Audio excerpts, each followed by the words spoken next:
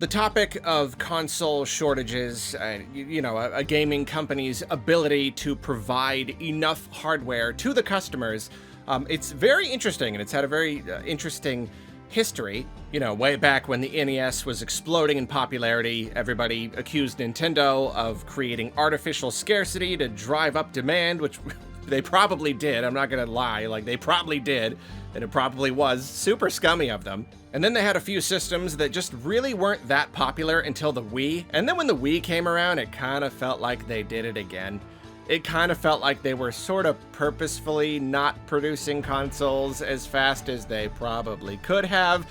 And yeah, if that is what they did, then that was also pretty darn scummy. But then, like, the Wii U, who even knows what their plan was for that, because nobody wanted to buy them anyway, so there was never, ever a shortage. Then with the Switch, it seemed like they finally got things figured out. They finally were like, you know what? If they want the product, we should probably just sell them the product. And I remember in the early days of the Switch, there were places where it was pretty hard to get your hands on one. I know in my town we had plenty, but they're all over the place. You were finding people who were genuinely not able to find one. But really, I think that just came down to the wild early popularity of the Switch. It didn't feel like Nintendo was holding back, because if you could find a store with Switches, like they had a whole bunch of them. I think people were just buying them that fast. So obviously heading into the next Nintendo generation, most likely next year, the big question is, are they going to be able to produce enough? Especially because, whichever generation you consider the Switch 2 to be part of. I know Nintendo's got this whole weird half-generation thing. Right now, we're actually halfway through the generation for PlayStation and Xbox, but we know that in 2020, when those systems launched, there were horrible shortages, and that was in large part because of component shortages, thanks in large part to the pandemic.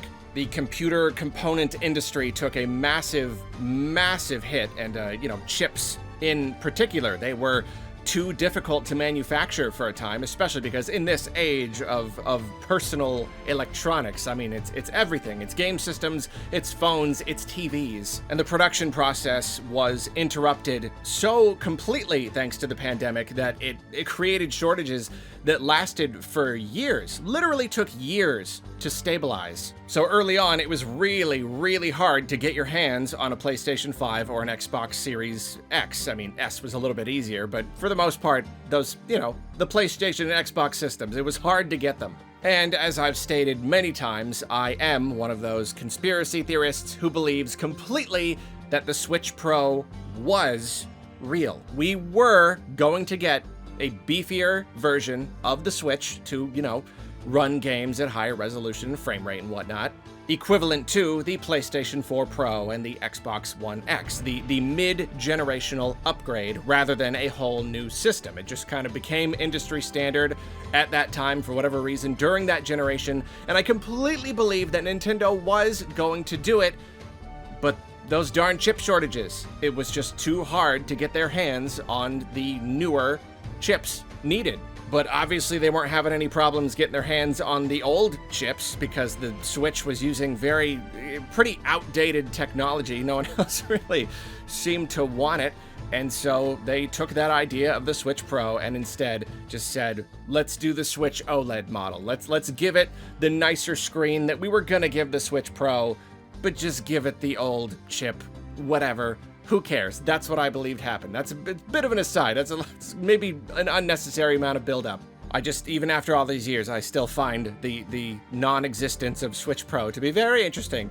The whole point is, though, going into the quote-unquote Switch 2 generation next year, there still is kind of this question of, are you guys going to be able to produce enough? Especially because the Switch has been so very, very popular. The popularity of the Switch early on was like, nobody was 100% sure if it was gonna work just because the Wii U had failed so humongously. So we were like, this is a really good idea and the games do look really good, but we're all still kind of like holding our breaths, and then it worked out. But now that the Switch is, going on 8 years old, it's been such a big success, probably going to be the #1 top-selling console of all time, yada, yada, yada. If Nintendo can carry that momentum into the next generation of their hardware, then that means there's going to be a very big demand for that system. There's going to be a huge demand. Nintendo now has a bigger fan base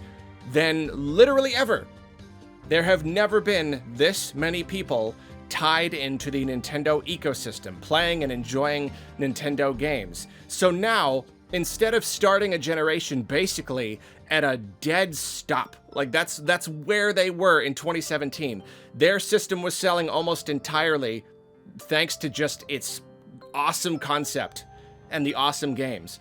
So now, if they continue that concept, obviously, if it is the Switch 2, it's not going to be like as novel, but at the same time, you've got all these people. We've all been playing the Switch for so long. If the games look good, and I have no doubt they will look very, very good, then there are that many people who are going to be just ready to take that jump.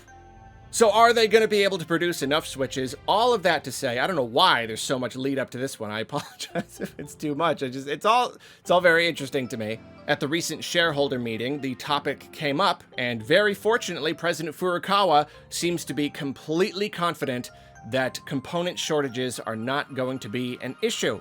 He says the following, and this topic is particularly important in the context of scalping, of preventative measures to stop people from buying up a bunch of product and scalping them. That's been a really big problem for Nintendo for a really long time. For a really long time, because of the whole artificial scarcity thing, it was just, I mean, I think the special edition models of 3DSs, that was where it got really bad. That was just like, could you produce maybe a little bit more so that in like Amiibo early on, so that every single product you put out there isn't absolutely impossible to get?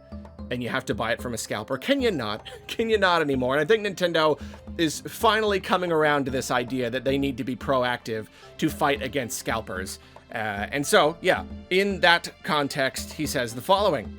We believe that the most important countermeasure against reselling is to produce enough units to meet demand. This thinking has not changed since last year. And right there, he's referring to the fact that last year, they were already talking about the future and saying that they want to work against resellers. They want to make sure that whatever Nintendo system comes next, they've got enough of them to sell.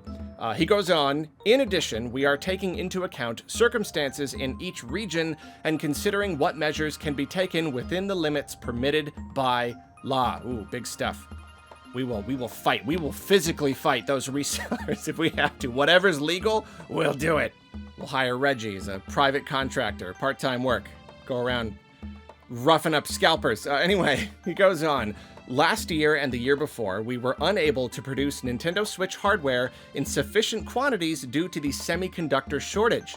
That situation has now been resolved. As for the successor to Nintendo Switch, at present we do not think shortages of components will significantly affect production.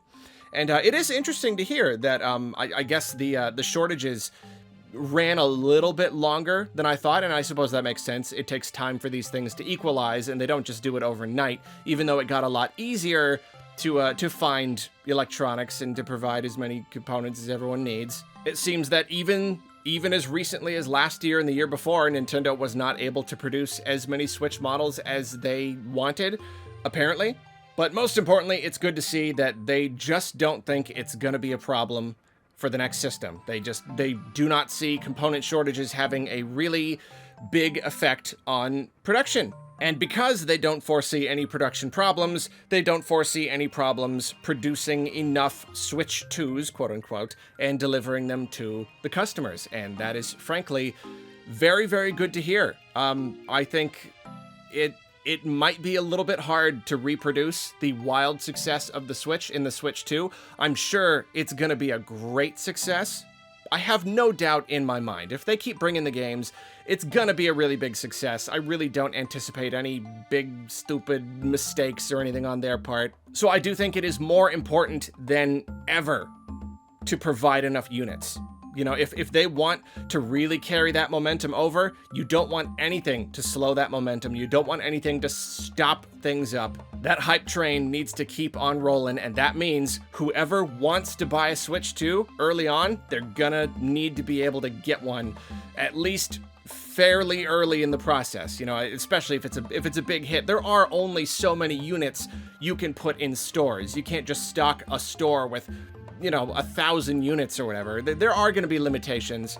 But yeah, all that to say, it just seems like there's probably not going to be a problem, and that's really cool to hear. I will be eagerly anticipating when they announce the exact second that pre-orders will go live, and I will keep my fuzzy fingers very hard crossed that I will be able to procure a Switch 2 the exact moment they become available. That'd be embarrassing, wouldn't it? I'm just Nintendo YouTuber. Can you imagine a scenario? Everyone's playing the next system, and I'm just like, everyone's like, where's the review? Where's the early impressions? Where's the unboxing? And I'm just like, I couldn't get one, sorry. Catch up with you guys in a few weeks. We'll see if I fare any better after the first restock. Oh, that'd be a thing.